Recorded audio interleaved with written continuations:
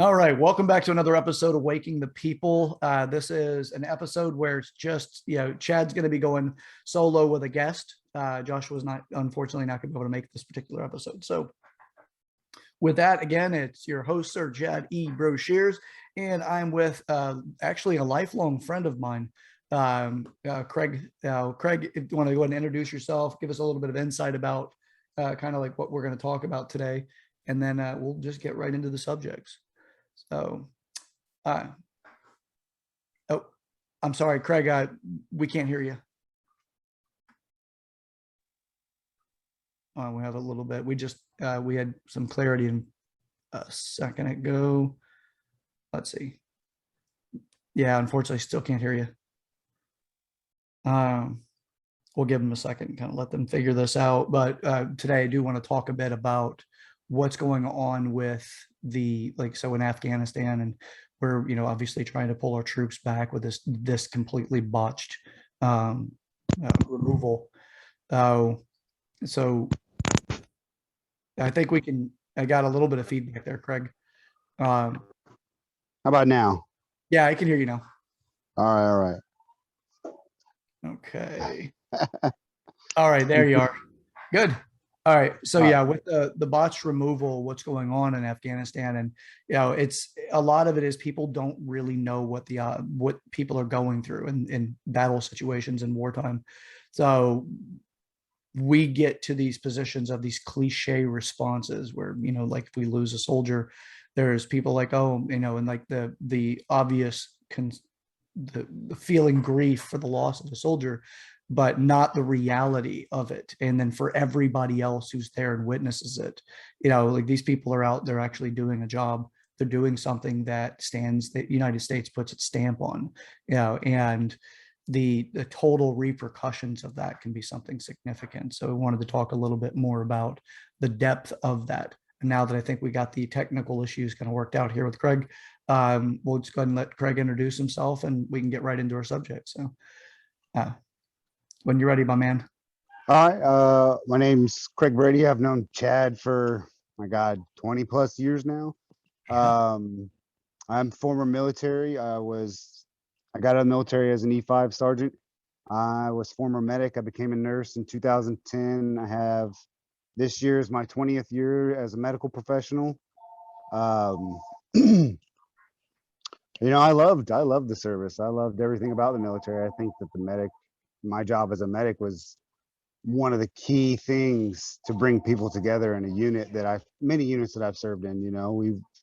Docs are docs. There's a lot of things going on Facebook right now that are doing a lot of comparison between the doc that was killed in this incident, and in the community of medics, this hits closer to home because there is rules of engagement. You don't normally target medical professionals on the field because we don't just render care to our guys, we help foreigners too.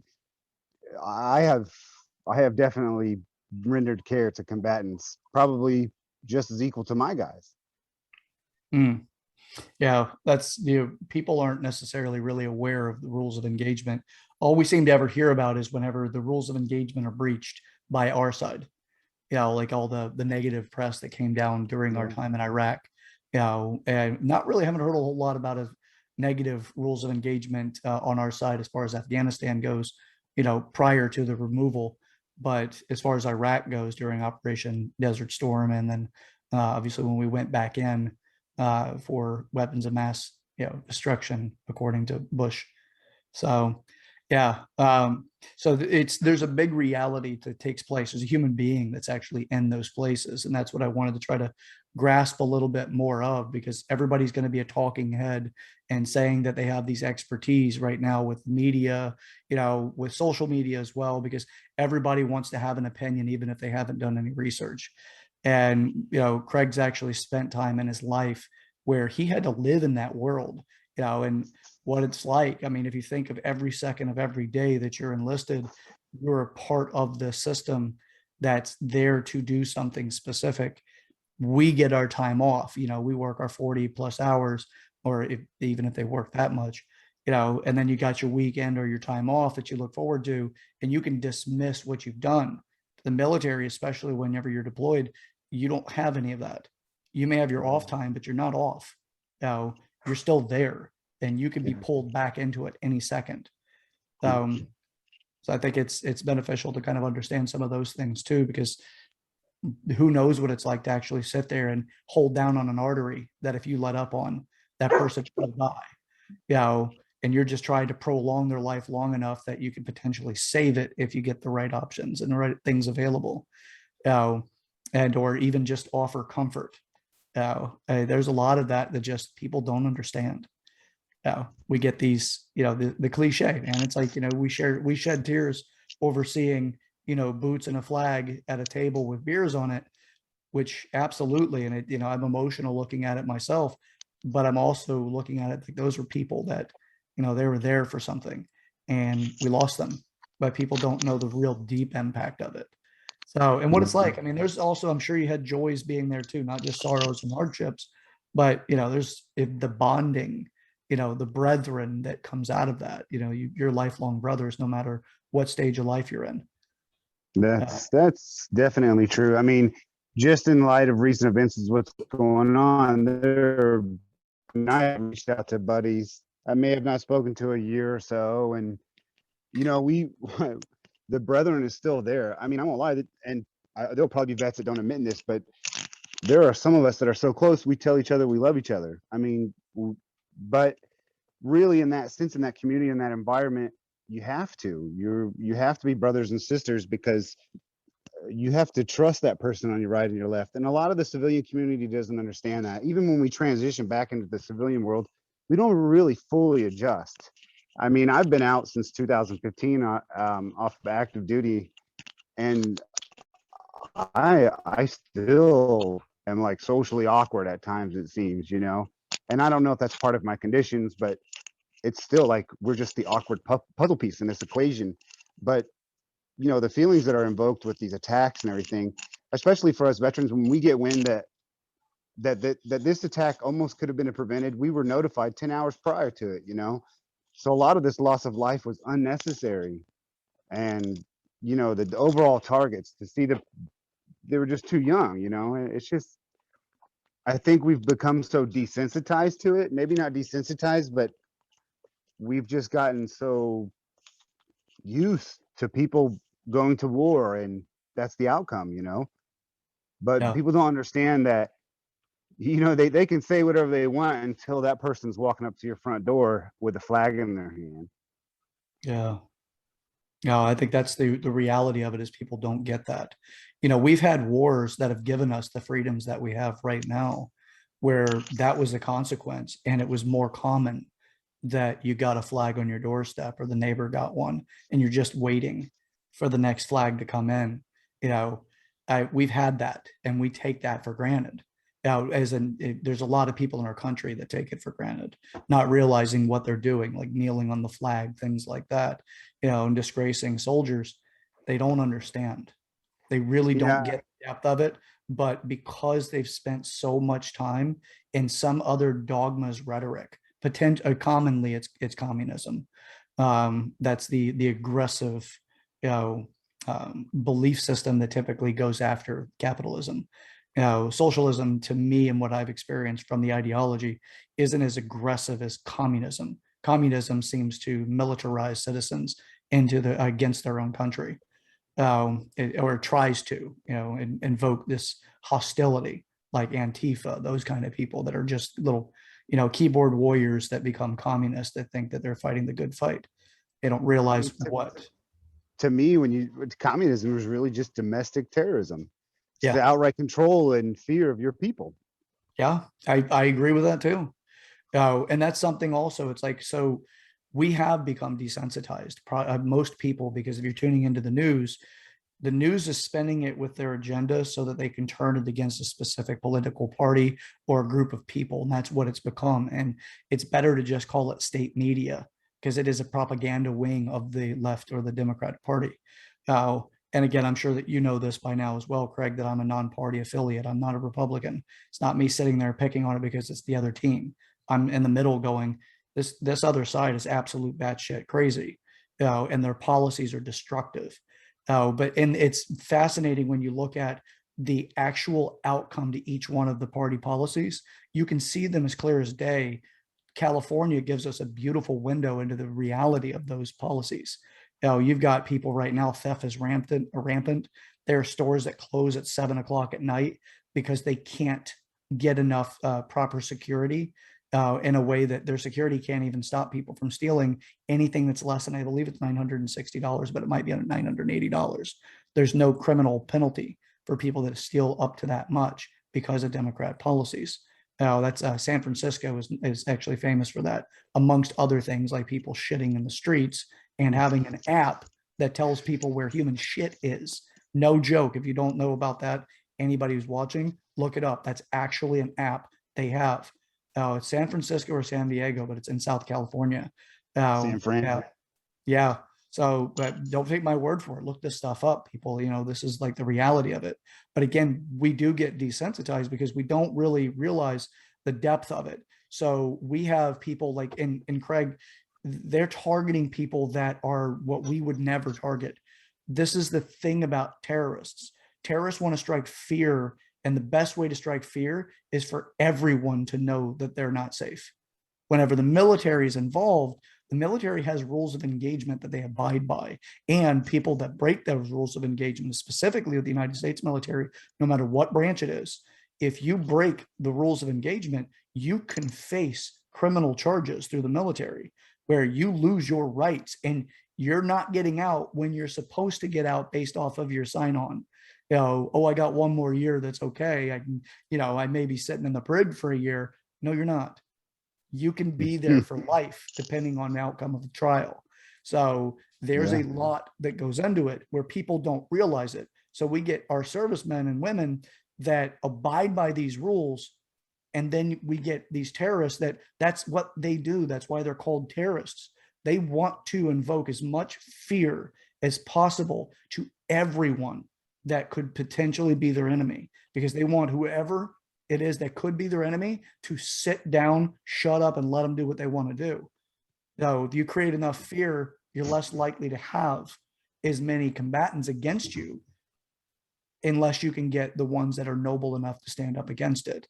But they don't play by rules. Shit, they'll let little school-age children run through the field with their book bags on, either with explosives in their book bag, or they'll use that as a way of symbolizing that they're children, and then Yeah. gun them down halfway through the field just to try to get a group of our military to combat or to engage with them. Yeah. No, It's a and we don't hear sad about it. reality with that. It's a very sad reality. And our own media, the state media, the mainstream bullshit, CNN and MSNBC, they stop reporting stuff like that. They stop telling us the truth of what's going on in the world. They only tell us what fits their narrative. That's why I'm so incredibly against them. Oh yeah. So I Yeah. I apologize mean, for going on a but tirade. but I mean, can the average American handle the truth? The average American just wants to lie. And really, we're just pumping in a system that is beating lie to truth 6-1, you know? Yeah. So, but really, the average American does not want to know the truth. Real. I mean, and then they hear it and they're like, that's not true. I have a friend, yada, yada, yada. And it's all a bunch of downhill bullshit that they follow. Yeah. It's so disconcerting. And then, you get into somebody, to a group of individuals there is no military. Like, I'm in school and it's me and another guy. He's the instructor. He's on nights, I'm on days. We're the only vets in the facility. It's like 60 of us in there. So there's a lot of questions for us that they just come out of random, this, that, or the other, and it's sometimes it can be a little engaging to answer them, because you have to feed into what they really can handle to hear. You have to be so tactful with what you say. You can't just be like you're in the military when you're talking to somebody who doesn't really grasp the whole reality. Yeah. I agree with that completely too. And it's the American people want the truth. Now, we'll say we want the truth whenever it's put in our face that there's something that we don't know about. But the deeper reality of it, like the entirety of it, there's plenty of people that they just don't have the fortitude to know. And it could damage them. And it's also part of, so before I get to this point, I'll also say that if you look at other countries, they don't need to worry about other people finding out the truth as much as they need people to be afraid of them. Our Right. military, we don't want our citizens to be afraid of our military and our country. But in other countries, fear is a control and it's decree with force. You will do as we say. Like right now, the Taliban are the recognized government of Afghanistan, not the people that were government during our time there. And Right. the people that were government during our time there were saying, we want people to have freedom. We want people to have a democracy. We're over there trying to do nation building, created a lot of allies in the process because it's a great dream that any country, the people of any country would really want to have, except for apparently in our country where we got a bunch of radical idiots that don't understand what they're fighting for. And if they get it, they'll be the first ones to cry about it. So, uh, no, I don't know if they'll be the first ones to cry about it, but they'll You know, probably I be can't, buyer's remorse. as far as Afghanistan goes, I can't speak on Afghanistan. I didn't deploy there, but Yeah, I can relate directly because where I was at when I was deployed, we were Kirkuk, and we left there. Fast forward, I don't know how long ago or how much further it was, but ISIS rickrolled where we were. I mean, I saw videos of Iraqi army guys and Iraqi police people that we had trained tuck tail, drop weapon, and run. And then to see ISIS flags flown where you slept is haunting.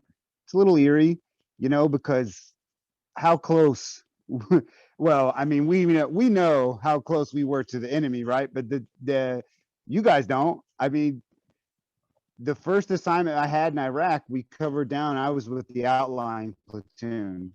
We had 4 medics in the company. We competed for the slot. They selected me. I went to the outlying platoon. We were like an hour and a half away from Kirkuk Air Base. We were at Fob McHenry. The Iraqi army was just a bunker over.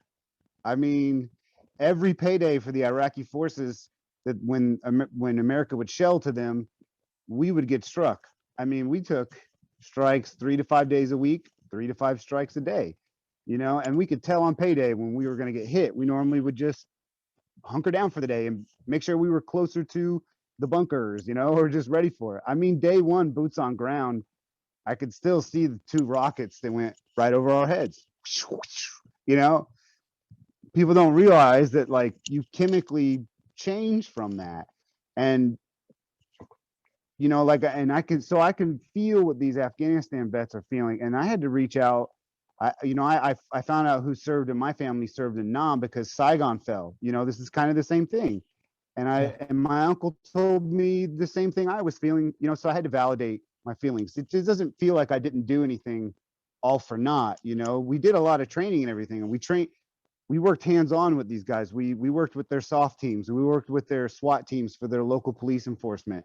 We trained them up medically. We gave them all this training, shit that we received in hopes that they would fight back, and they didn't. They either conceded or ran.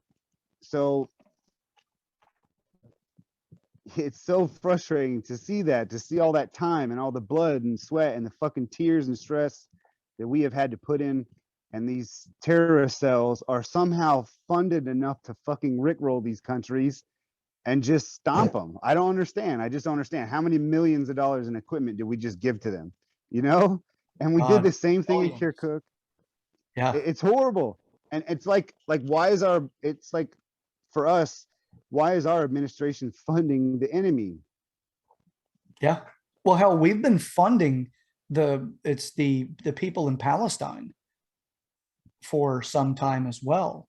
And you can see as soon as the money went back to Palestine. I'm not saying Palestine's like a terror organization or anything like that. They're people, but Hamas is in Palestine. And as soon as they got money from the Biden administration, they started just berating Israel with rockets. It's not the Palestinian people, it's Hamas, but they're hiding behind the human shields of the Palestinian people. They do that because they want to sensationalize as much as they can for every single fatality or casualty they themselves create. They hold it against whoever their combatant is. So in those cases, it's like they try to make Israel look as bad as possible. Because if one person died that was Palestinian because of the actions of Hamas, they were like, well, look at how evil Israel is. And what did our mainstream media do? They went after it. They were trying to blame Israel for this stuff. It was absolutely Trying to insane. demonize. Yeah. But it's also it's something to look at, because here we are. We have, what we did in Vietnam. We did what we did in Iraq, what we did in Afghanistan. We took individuals and started training, develop them so they could be their own self-sufficient army. But if you think of it this way, somebody's been trained, but they've got this big behemoth, well-skilled, fighter behind them, and they're teaching that one individual how to be their own individual fighter. That person, they become dependent on the strength of that other, and their bravery, their courage is attached to having this massive foundation. So as soon as that foundation's gone, it's like the reality, and what I can see, and I'm only speaking from perspective, not actual experience, is, they would be like, well, you know what? My foundation's gone.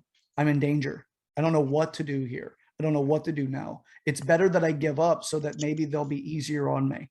So they don't beat me, or they don't punish me, and they don't kill me. Well, They just hell, let I mean, do you really blame the leadership of Afghanistan for fleeing? I mean, what was their choice? Well, I yeah. mean, Well, also the way stay we and get pulled out. beheaded. Stay Yeah. and get beheaded or run. Yeah. Well, the way that we also pulled out. Look, Trump had a plan to pull us out by May. So I believe it was May 1st, which is earlier than Biden's plan. That the Taliban and the Iraqi government all agreed at the same. I'm not the Iraqi. I'm sorry. Afghanistan government all agreed by the terms. We broke the terms, as those terms were made by the United States government whenever Trump was at the helm. Now, here's the thing. Who wants to piss Trump off? Right. Really? Like, if you piss Trump off, you think he's going to be like, oh, guys, stop it. No, he's going to be like, oh, yeah, you fucked up. Oh, and then you've got the might of the military with a fucking backbone, right? Our military has a backbone, but it's up to the commander in chief to use it. Yeah. And what happened? You see this. We had our service people leaving Afghanistan before allies, before contractors, civilians, and before our equipment, and whittled down the numbers. And then did you see the whole, if you want to leave, that's the reparations. I'm not going to pronounce it right. It's kind of a newer word for me, unfortunately. But where you had to sign a contract that you agreed that you were going to pay back if you could not pay right away, $2,000 or more per person to come back to the United States, whether you're a citizen, whether you're an ally that's applying for a visa, or you already have a visa. You had to pay, you had to sign that to pay back just to come back to the United States.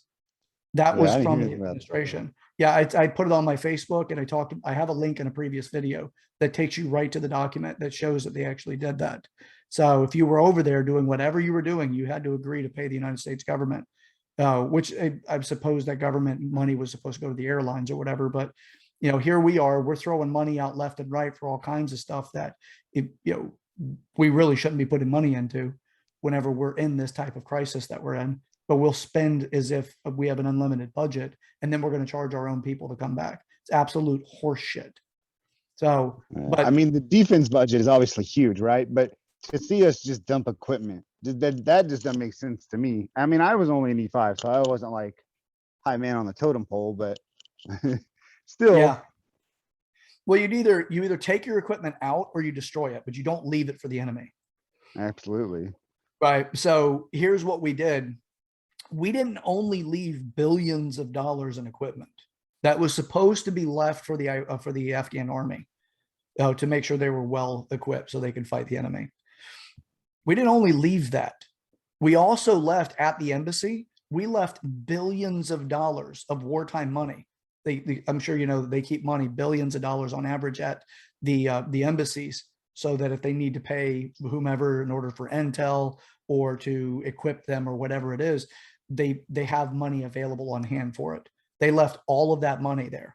So Yeah. the Taliban got the billions of dollars. I don't know exactly how many billions, but they got billions of dollars from the embassy. There was the wartime money. They also got all of the equipment. The equipment was being sent off to their allies, which are our other enemies of ours. Pakistan got some of the Black Hawks and other military equipment. Rumors that China also got some of it, and same with Russia. This is not the best of the best of our equipment, but it's not the bottom of our equipment either. The drones, the two different types of drones, the one with surveillance only, and the other is the Raptor. I believe is the Raptor, the one that actually does have munitions on board. So they got all kinds of different equipment of ours immediately. And now, by the way, I don't know if you know about this, the Biden administration gave the names and addresses or locations for our citizens, our our contractors and citizens, and our allies. Gave it to the Taliban, which is, we know them to be a terrorist organization that we were not going to work with, and all of a sudden now, because we're saying we recognize them as the leadership of the state or the country, we gave them the list, the information to find our people, and that be our people, including our allies. That to me, there's something really wrong with that, and it doesn't sound to me like it's an accident. Now, that's, again, this is all just my opinion for it, but it really looks like it almost looks intentional that we fucked this up so badly. And people are going on television, these talking heads, and they're saying, well, Trump wouldn't have done better. Actually, he would have done worse because he was going to pull us out earlier. Like, I'm sorry, I don't think you understand the way that a lot of this stuff works. Biden is not seen as a strong leader. He's seen as a very weak, incompetent man. And we have not exactly demonstrated military power or might since January. No.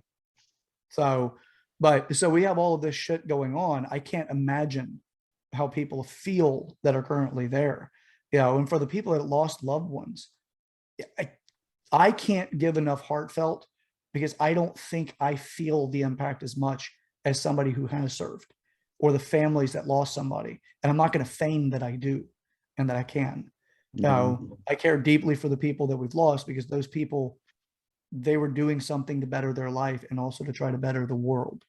At least from the way that we see the world can be better. And now we got people that jump on, and I don't know if you caught the some of these talking heads on the left on television, in the same breath, they're like, we have people die. Or somebody mentions, yeah, we have people dying in Afghanistan, but we still have people dying of COVID here. Like, there's no comparison. No, there is no comparison. And to me, it shows you an agenda. It shows you, do not forget about COVID. Don't forget about it. We're going to remind you every which way we possibly can that this thing is still here. And it's like it stands on the graves of those soldiers so that they can make these declarations about something else that it's a non sequitur. It does not have anything to do with the story, but they want to throw it in there. It's almost It's like going to be, for this, it's going to be up to the people to help glorify these military members, because the administration is so worried about COVID. They're pushing that agenda on us. Now all this conflict is here, but a lot of it to me just signals that something bigger is coming, because did you hear that Tampa and surrounding counties are going to start taking refugees? I've heard a little bit about it, but I didn't know that, like, specifically. I knew that we had I forget how many people were at MacDill, where they're supposed to like receive some of the refugees. I mean, I'm guessing that is going to be the receiving point. But my thing is like, I just happen, I don't watch a lot of the news. I tend to just play more video games than anything. And whatever I go through, I see, whatever I see at school. But it's crazy to me, this whole situation. I know I saw people are trying to like glorify the Taliban, but like these terror cells are in link with each other. It's not just one organization. You think the ISIS isn't communicating with Taliban? You think that they're not communicating with the Syrian Ba'ath Party? You think that there aren't other underground organizations that a lot of the locals aren't even aware of, that are, potentially forming this huge uprising. And I see a lot right now is like retaliate. And while that feels good inside, right? Let's retaliate. Let's carpet bomb the fuck out of that country. People don't realize that there's so much collateral damage involved, and there's so much further military retaliation from that. And now that if we start taking these personnel, the big thing is like oh, we're gonna have this huge screening process. You know, they're gonna be this criminal database. From what database are you drawing? Because there isn't one set up for Afghans and Iraqis. We have to go scan them and put them into it. We did it firsthand, and then we had guys flee. So essentially, it's like they're trying to melt the enemy into our environment, and it's just Yeah. that's how you stir up terrorism through infiltration, you know. And now you're going to start bringing soft targets around. It's just scary. No, and I agree completely with that. It's if you look at again like the state media, you know, yeah, MSNBC, CNN, those, you know, if you look at them, what they'll do, like do you remember the guy that went into the grocery store back in I think it was May, went in and he killed like 9 people, Oh 9 or 10, yeah. right? They immediately when that story broke, before they had the information, they said it was a white supremacist Trump supporter. And as soon as they found out that the guy was Muslim, they shut that up. They didn't apologize for it. They did not correct themselves. They just stopped saying it. That's it. You know, the same thing. As soon as But like we see, then get, how do we beat that? How do we come over that system, right? yeah, yeah. And it's what it is so we've got our borders hanging wide open. We have people that are entering our country from 146 other countries. Uh, there are people that are entering our country right now through the southern borders that are known, they're on the terrorist watch list. They've caught a couple. Now, people think that everybody's just going through the gate and they're like, hey, nice to be here, you know, and then they're scanning their stuff in and I got my luggage as if it's like an airport. It's not like that at all. There's No. not enough guards running the border. So people are just crossing over. It's not just going to the gate where they're supposed to enter. The wall is not built all the way across the southern portion of our country where it connects with Mexico. They could drive over in a lot of instances and people come in. So what we have is we have a rhetoric that is radicalizing people by saying white supremacy is the #1 concern for safety in the United States. Okay, so now we're going to say that if that's it, now we actually have a target that people will feel less negative about, less upset about if somebody's attacked that fits that group. We're like, okay, well, you know what? The guy had white skin. Look at him. He had radical beliefs. He was a Trump supporter. And they're trying to stick this negative cognition, this reputation on that person and say, okay, well, then therefore they're Nazis. They're horrible. They're detestable. They don't need to be here.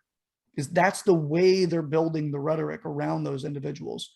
You know, the Trump supporters, right? The Proud Boys. You always hear negative about the Proud Boys in the media. They call them a white supremacy far right group, Nazi type sympathizers. But socially we have to accept the Black Lives Oh yeah, Matter movement, right? yeah, It makes yep. no sense. Yeah, we have to, and it's not, it's everything. You have to accept women's equality, which is if they tell you you're doing something wrong, then you're in that category. Well, you can't discuss the pay gap. You're wrong immediately if you try to bring that up. You bring up any kind of equality factors, you're immediately, if you're like, well, that's actually not true, and you bring up stats about it, you're immediately shut down to be a misogynist and part of the patriarchy. If you Oh, don't right your sympathize, if you're picket. ally to the LGBTQ plus, if you're not a declared ally, then you're against them. Now, and they won't even, they will not have a platform. They keep deplatforming even other parts of the LGBTQ when they speak out against other parts of their own community, because it's their community and they're infighting and in-group disagreements as well with that. They won't platform that. It's just this entire conglomeration of you need to be this or else. And if you don't, then if you're not an ally, you're against them. That's the way it works. So doesn't matter what it is. And what this continues to do is it demonizes a specific group of the United States, citizenship. And it's done by support by our current administration. So they say this, you know, Black Lives Matter during the riots with Antifa and Black Lives Matter throughout 2020. Freaking Kamala Harris was out trying to raise funds so she can get people out on bail that actually were out doing, creating crimes where they got arrested. So then most of those people, if you get arrested during a riot, you're doing some pretty heinous shit because you made yourself stand out. Right. Most likely, you're almost certainly going to be probably the instigator. They're the worst of the worst typically, and they're the ones let out. By the way, on the way of Cuomo's last day in office, you know what that bastard did? Governor of New York, he pardoned a Yeah, I know known, who. yeah, he pardoned a known communist terrorist that was part of the what was it? The underground, I forgot. Um, it's the underground something. I forgot what they were actually called. But it's a known terrorist group that caused a lot of damage and pain. Oh, and he pardoned the guy, let him back out. So he's out and free. So you can see it's like every time you turn around, it seems like the Democrats are doing everything they can to make the United States less and less safe. They're, Right. in my opinion, they're trying to turn this entire thing over. We've got people that are coming through MS-13. If people aren't familiar with MS-13, go to DuckDuckGo and Google, or I'm sorry, DuckDuckGo, not Google. Go to DuckDuckGo. I do suggest that one because it's not as filtered and censored as Google is. Go to that particular web browser and type in MS-13 and look at the heinous shit that they have done. And those people are getting into our country. So, did you hear about the woman that she came in? She was this one particular woman. She came in last year. Forgot her name now too. It just kind of sucks that I have as a story without any hard fact to it. So she came in. She complained about the food that she had when she was in the detention center. Oh, I did hear about this. And as soon as she got into the United States, a woman put her up, and I believe she put her up in Colorado. She ended up murdering the woman that they put her up. So go that story, you'll find it. So for anybody that's actually interested in it. So we've got these people coming in. We have targets on the United States citizens that are anybody that's in the Caucasian category that is not already an ally or a sympathizer. Then there's targets on those people. We have them continuously trying to make push. Then I'm talking about the government here, pushing to try to take our guns away, legal guns ownership away. They're trying. They try every which way they possibly can. If they do that, forget it. Now we have we have all this stuff going on. I've already said this, and I've said this, and I'll continue to say this. We're going to have a lot of attacks and violence in our country in the next several years, and it will get to the Oh, point that sure. it's normalized because it's going to be significant. Right now, we have certain hotspots: Chicago and New York, big hotspots for violence. Parts of California, big hotspots for violence. It's such a hotspot that it's a normal thing. So they call it Chirac, right? We had somebody in New York trying to rape a woman in the middle of the day in a freaking train a train station, and nobody did anything. They just sat there. I see a So lot of that shit, right? Like, why are you filming? Why aren't you stopping it? yeah, and a lot of it falls into, well, it's not my business, but yeah, it's their business to record it, right? Right? They Everybody love the wants fame. their 15 minutes of fame. Yep. Yeah, I'm behind the camera, but I still want it. There was another one where this isn't security camera. There was a guy that went into this lobby where there's ATM machines. He's over at the ATM machine. He's trying to pull out money, and another guy walks around from the other side, on the other side of the wall from the camera angle that's recording it, and he's got a hatchet in his hands. So he walks up behind him, and he kind of like turns the hatchet a little bit. And the next thing you know, as soon as the money's out of the machine and the guy's like starting to put it away, he ran behind him and hit him in the back of the leg and a hamstring with the hatchet. And the guy turns and he's like, oh my God. And then the guy just kept striking him. Fortunately, it looked like the guy survived. I don't know for a fact if he did or not, and he did it just to rob him. And then after the fact, he started beating the machines before he ran on his own. Like he took off. So he's beating the machines with the hatchet to damage him. It's like, because defund the police lead to things like that. And then with that, if you also have a bad DA, which is George Soros does fund a lot of DAs, which most people aren't aware of that, especially in these hot spots where crime is rising. They go before the DA and they're let go. No charges pressed. Or they minimize it and get them out on bail. New York has, I'm pretty sure they still have this going on, the no bail. So for specific crimes, like if you commit murder, yeah, but if not, even if it's Right. attempted, Yeah. you can still Yeah. The get no out. bail. Yeah. Yep, no bail reform, right? So we have a lot of this shit going on, but where is it coming from? It's not red states. You don't see this from Republicans. you see these types of policies coming out of Democrats. So if we want the United States to be like California, how many people know that California is always in a deficit? Right? Ugh. Oh, No they're one. always in a deficit. They cannot balance their budget. They get federal relief money after they have natural disasters like fires, which have you ever noticed that there's a fire every year in California, a Right? major that they need federal relief money from? You would think they'd get that shit figured out, but nope, major drought. And then all of a sudden they actually caught a guy last year setting fires. And what happened was, like Joe Rogan said, that was an Antifa member that did it. And that just washed it out. Because then they're like, well, it wasn't an Antifa member that was doing it, which is true. The guy was not a known Antifa member. So the nation gave a shit less after the fact. This guy was caught setting fucking fires in California. Right? You know? So as far as that goes, we have a lot of this stuff going on.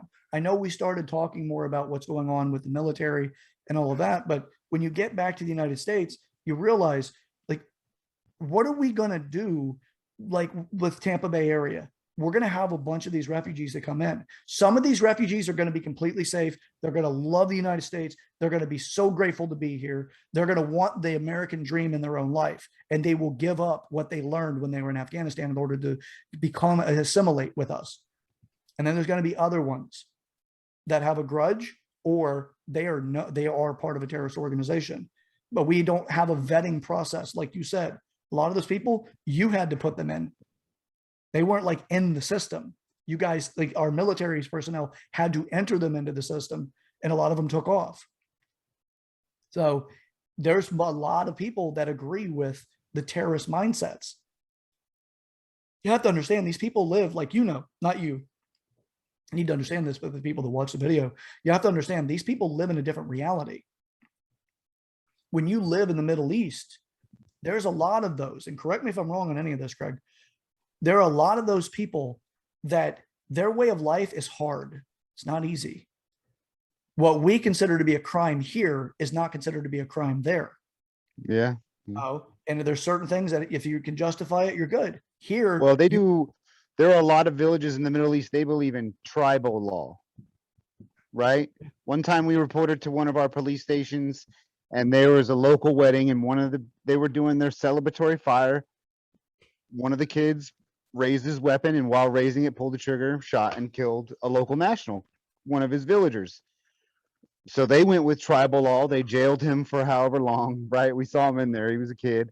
And but there was a certain monetary amount and some other exchange in order to release him and kind of like take care of what had happened, right? So they rely heavily on that still, you know. no, which gives you a different set of logic in understanding um, societal norms, but the logic thinking processes too. It's not here you change immediately, and everything about the way that you think and you see the world is immediately aligned with that. You have to assimilate over time, and some of those things will never go away. Look at how radical Ilhan Omar is. That woman was incredibly radical. She married her own brother, according to a lot of reports. And she's also been accused of funneling money to her brother, but she can get washed out with the nobody cares. Okay. Supposedly it's over $1 million that she used from campaign money. She paid her brother, and now they've got it in their wealth, or gave it to her husband. I forgot which one of those, but she married her brother to get citizenship. That's illegal, but it's Right. okay for her. Right. So according to the report, she married her brother. Again, I'm not saying for a fact. I wasn't there. I didn't pronounce them man and wife. But she's a Somali Muslim. So, and she'll call for a lot of violence. She has. So, but she gets away with it because she's part of this group that you can't do anything wrong. And if you try to challenge it, there's so many layers of identity politics that insulate her from you that you won't have a say in that conversation. It's a way of dismissing things. That's one of the problems with identity politics. So we have all this shit going on. We've got people coming over, and we're a complex nation. English is a very complex language. So it's hard to learn because it has so many different facets that words mean different things. It's one of the hardest languages to learn. Right.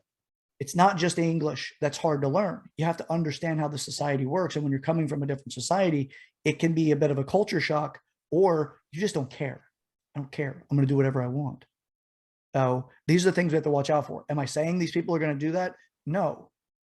What could we do with those situations? Obviously, there's people that need to be observed before they're allowed to just have citizenship. If you're coming from there, but here we have it. We have the Taliban army, the Taliban government now, going out and they're supposedly trying to protect people, whatever. They're a known terrorist organization. And then we have people trying to flee Cuba, and they're turned around and told to go home. And their people are being beaten in the streets. They have a truly oppressive government in Cuba. It's a communist government. They're trying to get the United States to get away from that.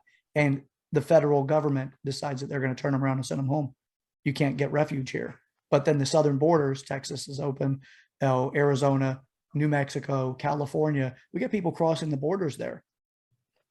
And they can come in being completely unvetted and not turned around. It's So purely political. It purely is like a completely political. So the reason why I continue to harp on those things is because there's a lot there. Like, we're supposedly a nation in distress based because of this virus, right? But then they tell all of us, you need to behave. You need to abide by the rules. Social distance, wear your mask, get your vaccine. Get ready for the next vaccine. We're going to tell you whenever the next situation is going to be coming up, and you need to make sure you listen to us. And if not, we're putting together these camps called Project Shielding. I don't know if you had a chance to look into that or not. That's 2019. The CDC wrote out a plan. It's called Shielding. It's later become, and some people call it Project Shielding. Look it up. It's on the CDC. I've got it on my Facebook account as well. Look it up. Don't take my word for it. Again, better off to use DuckDuckGo. Google may actually censor that one as well. So we have that shit going on. And then we have people coming into the country that don't have to worry about anything. They could just come right in. Go wherever you want. 70% of the people that were actually interviewed during, I believe it was One American News or Newsmax or Newsmax. I think Fox also got involved with it, where they were interviewing people that were coming over the border and asking them where they plan to go. It was 70% of those people said Florida. Do you know that those people are also 2 out of 3 of them are going to likely vote Democrat? The third one is not likely to vote at all. Not likely to vote Republican, not likely to vote. That's actually the case. So would it give you more reason to believe that there's something else going on other than, like you said, it's purely political? Tennessee is a red state. You know how many refugees they got in Tennessee that Tennessee wasn't even aware they were getting? Now, they got a bunch of them that were transported up there. Texas is just flooded. Now, and if they get these no voting ID rights put in that they call voting rights, there's nothing wrong with our voting system. All it is. See, what happens is these people don't understand like what goes on in the American nation. They're just going to see how Joe Biden will have been their savior. Yep, absolutely. They look for the handouts. They look for what gives them privileges. Where's the promises? Because that's who actually talked them into coming up anyway. Because the majority of them were talked into coming up by the Democrat Party. So if you get rid of voting rights, that means you don't have to legally vote, or you don't have to actually show ID to vote, which is HR 1 wanted that in. Now they're trying other bills to get it in so that they can get it so that you don't have to provide billing, or you don't have to provide any kind of identification in order to vote, which means that if they can't rig it through electronic systems, they'll get it through just the amount of people that are there. And they're not going to vote Republican. They're going to vote Democrat, which means going to lock the Democrat Party in place. Now, a lot of Americans will start switching parties once they see the destruction that comes out of some of these policies, and they'll switch over, but it won't likely be enough over time, because with the gates hanging wide open, if somebody's like, you know what, go to whatever state. Why is it 70% of those people say they want to go to Florida anyway? Who would even tell them? How do they know Florida is even a thing?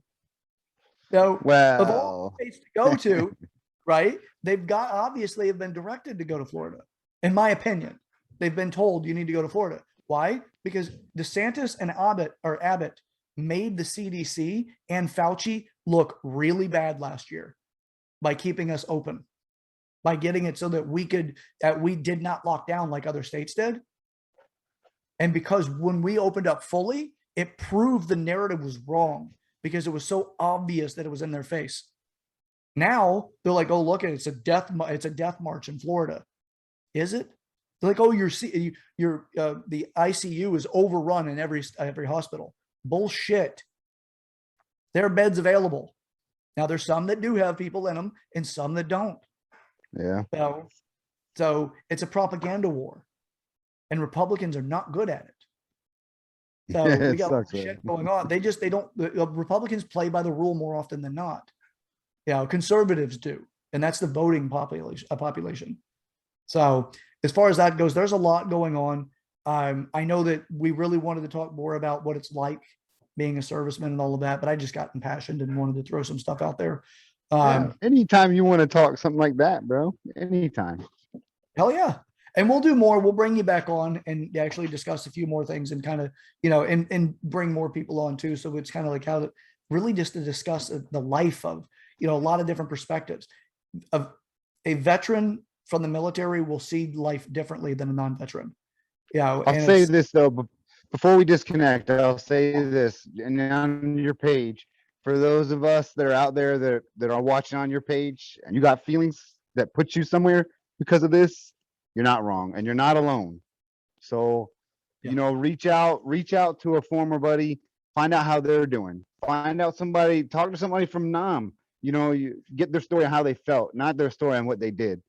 So, but just let people know they're not alone in what they feel. Yeah. No, that's a big part too. You don't want to feel isolated, and you may make the call that actually saves somebody else. Bring it. You just continue to build your community. You're definitely, like you said, Craig, you're not alone.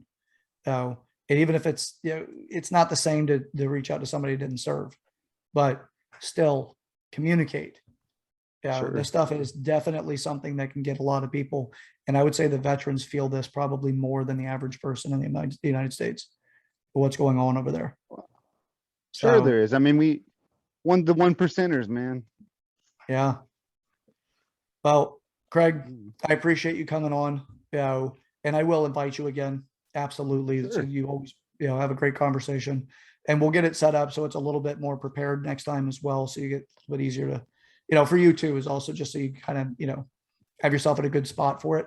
Yeah. And, no complaints on this side. I think that everybody's going to benefit from the, what little you did say, and I didn't, continue to just run off, but yeah, man, I appreciate it. Appreciate the fact that you served and that you're open and willing to share, some of that. So, and I know that my listeners and our listeners are going to really appreciate that. So, comment in the comment sections if you do have questions or anything that you want to get back to Craig. He'll see the comments, follow it. And I'll make sure that he also is aware of it. And then next time we can potentially talk about some of that stuff if he's not already answering the comments in the comment section. So, and if you haven't already, subscribe to the channel, hit the bell notification so you know when these videos are going to go live. And until next time, remember, we're in this, together. We're Americans. We need to act like it. And for Joshua, stay golden, pony boy. And yeah, until next time. Search out Everett Brochures, and I'm with my good buddy Craig Brady. So, Craig, anything to sign off? You guys, it was great being able to talk on your platform, man. So I look forward to it in the future if you ever need any other perspective. Absolutely, you'll be back. Yeah, but not like Arnold. All right, man. You're a real true American. Yeah. All right, brother. Well, hey, man, I appreciate it. And like I said, I'll let you know whenever we go live with this. Okay. When it goes, we update. All right, bud. Hey, enjoy the rest of your night, and we'll see you soon.